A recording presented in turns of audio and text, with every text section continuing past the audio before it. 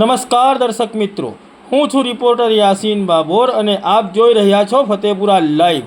આજના મહત્વના સમાચારની વાત કરીએ તો નકલી ચલણી નોટોનું રેકેટ ચલાવતા ફતેપુરા તાલુકાના લીમડિયા ગામના દંપતી સહિત અન્ય આરોપીઓને ઝડપી લઈને કાયદેસરની કાર્યવાહી કરીને દાહોદ જિલ્લા પોલીસ વડાએ પ્રતિક્રિયા આપી। પ્રાપ્ત વિગતો અનુસાર તારીખ 8 એપ્રિલ 2025ના રોજ દાહોદ જિલ્લા એલસીબી પોલીસ અને દાહોદ જિલ્લા એસઓજી પોલીસને મળેલી બાતમીના આધારે ફતેપુરા તાલુકાના લીમડિયા ગામે માંડલી ફળિયામાં રહેતા દંપતી કાનજી ખુમાન ગરાસિયા અને અશ્વિના કાનજી ગરાસિયાના રહેણાંક મકાનમાં રેડ કરતા તેમના મકાનમાંથી નકલી નોટો તથા નકલી નોટો છાપવાની સાધન સામગ્રી ઝડપાઈ આવી હતી, જેથી દાહોદ એસઓજી પોલીસ અને એલસીબી પોલીસે આ દંપતીની અટકાયત કરી પૂછપરછ કરતા વધુ અન્ય આરોપીના નામ ખુલવા પામ્યા હતા, જેમાં ફતેપુરા તાલુકાના છાલોર ગામના મુકેશ કામોળ અને ફતેપુરા તાલુકાના વાંગડ ગામના રાકેશ પારગી અને હૈદરાબાદના હુસેન પીરા વગેરેના આરોપીઓના નામ ખુલ્યા હતા, જેથી દાહોદ એલસીબી પોલીસ અને એસઓજી પોલીસે ફતેપુરા તાલુકાના લીમડિયા ગામના આ દંપતીની ધરપકડ કરીને તેમના ઘરેથી મળી આવેલા લેપટોપ, 2 પ્રિન્ટર, સિક્યુરિટી થ્રેડ અને કાગળો તેમજ નકલી ચલણી નોટો કબજે લઈને જેમાં ₹500ના દરની 42 નંગ નકલી નોટો સહિતનો વિવિધ મુદ્દા માલ કબજે લઈને આગળની કાયદેસરની કાર્યવાહી કરીને બાકીના આરોપીઓને ઝડપી પાડવાના ચક્રો ગતિમાન કર્યા હતા, જે અંતર્ગત આજે તારીખ 10 એપ્રિલ 2025ના રોજ તમામ આરોપીઓને ઝડપી લઈને સમગ્ર નકલી નોટોના રેકેટનો પર્દાફાશ કર્યો છે। આ સમગ્ર બાબતે દાહોદ જિલ્લા પોલીસ વડાએ પ્રતિક્રિયા આપી છે, તો ચાલો સાંભળીએ શું કહે છે દાહોદ જિલ્લા પોલીસ વડા ડોક્ટર રાજદીપસિંહ ઝાલા। દાહોદ જિલ્લા police LCB PI Sanjay Gameti, PSI SOG Siddhraj Rana અને એમની ટીમોને ટેકનિકલ સોર્સથી માહિતી પ્રાપ્ત થયેલી કે હુસેન પીરા નામનો શખ્સ જે તેલંગાનામાં 59 લાખ રૂપિયાની FICN એટલે ફેક કરન્સી કેસમાં ડિસેમ્બર 2024માં પકડાયેલો, તેના દાહોદ જિલ્લા ખાતેના સંપર્કો છે। આ બાબત ઉપર ટેકનિકલ કામ કરતા ધ્યાનમાં આવ્યું કે હુસેન પીરા 2023ના 10મા મહિનાથી દાહોદ જિલ્લામાં આવતો જતો હતો, દાહોદના લોકોને મળતો હતો।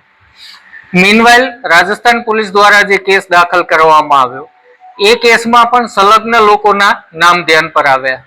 ત્યારબાદ આ તમામ બાબતોનું ટેકનિકલ એનાલિસિસ કરતા પોલીસને શંકા ગઈ કે કાનજીભાઈ નામનો ઈસમ જે છે, જે પોતે ફતેપુરા તાલુકાના લીમડિયા ગામમાં રહે છે, કાનજીભાઈ ખુમાભાઈ ગરાસિયા, જે પોતે એસટીમાં નોકરી કરે છે, એ હુસેન પીરાના મહત્તમ સંપર્કમાં રહેલ વ્યક્તિ હતા અને શંકાની સોય તેમના પર જતા એલસીબીના પીઆઈ SJ રાઠોડ દ્વારા તેમના ઘરે પંચોની રૂબરૂમાં રેડ કરતા આશરે 21,000ની નકલી નોટો, નોટમાં લગાડવામાં આવતો થ્રેડ, RBI ભારત લખેલા 143 જેટલા કાગળો, બ્લેક થ્રેડ લગાડેલા આશરે 332 કાગળો અને જે નકલી નોટો એના ઘરે છાપી હતી એનું એક કલર પ્રિન્ટ ટેસ્ટ પેજ મળી આવેલ।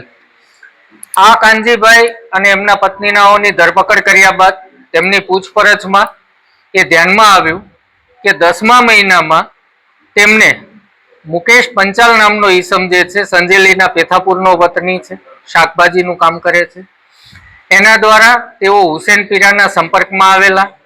પોતે નકલી નોટ ખરીદવાની ઈચ્છા દર્શાવતા આ મુકેશ, અન્ય એનો એક સાથીદાર, એક બીજો મુકેશ કમોડ, કાનજીભાઈ અને હુસેન પીરાનાઓ ભેગા થયા। લીંબડિયા ગામે એમના ઘરે પ્રિન્ટર અને સંસાધનો લાવી હુસેન પીરાએ નોટો છાપી। આ નોટો ચકાસણી કરવા માટે તેઓ માનપુર હિલ ખાતે અન્ય એક વ્યક્તિને મળ્યા। તેણે જણાવ્યું કે આ નોટો ચાલશે નહીં, જાડી સાઈઝની છે। ત્યારબાદ આણે ના પાડી કે આ નોટ નહીં ચાલે, એટલે હુસેન પીરાએ એની પાસેથી 80,000 રૂપિયા લીધા સારો કાગળ લેવા માટે અને ત્યારબાદ જતો રહેલો। આજથી 8 મહિના પહેલા હુસેન પીરા જાફર નામના ઈસમ સાથે ફરી પાછો આવ્યો, ફરી પાછા આ લોકો ભેગા થયા અને એમણે નોટો છાપી. એ નોટો પૈકી આ 21,000ની નોટો પકડાઈ છે. આ કાગળો પકડાયા છે. પ્રિન્ટર 2 પ્રકારના આ લોકો યુઝ કરતા હતા અને થ્રેડ સેટ કરવા માટે ઇસ્ત્રીનો ઉપયોગ કરતા હતા. સ્પેશિયલ ક્વોલિટીના કાગળો આ લોકો લાવતા હતા. આ સમગ્ર કાવતરું જે છે આ 8 રાજ્યોમાં ચાલતું હતું.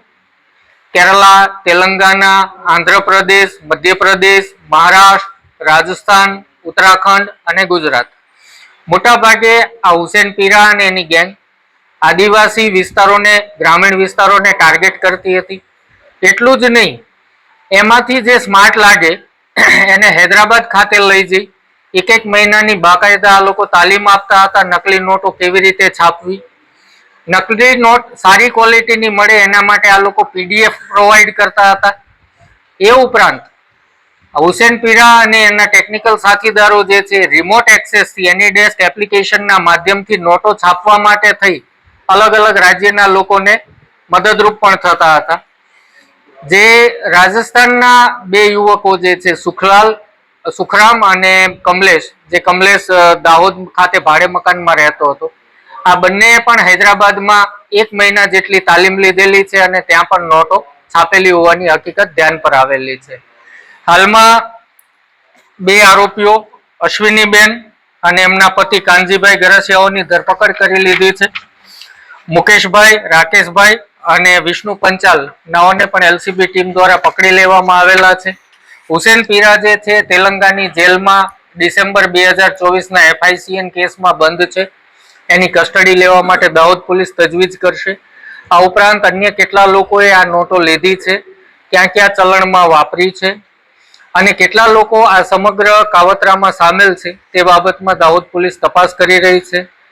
આ કાવતરું 8 સ્ટેટમાં ચાલતું હોય અને ક્વોલિટી અને તાલીમ વ્યવસ્થા, રિમોટ એક્સેસ આ રીતે ઓર્ગેનાઇઝડ વેમાં ચાલતું હોય, આ દેશની અર્થવ્યવસ્થાને ખોરવી નાખવા માટે એક મોટું કાવતરું ગણી શકાય. હાલમાં બંને દંપતીના 7 દિવસના રિમાન્ડ દાહોદ પોલીસને પ્રાપ્ત થયા છે.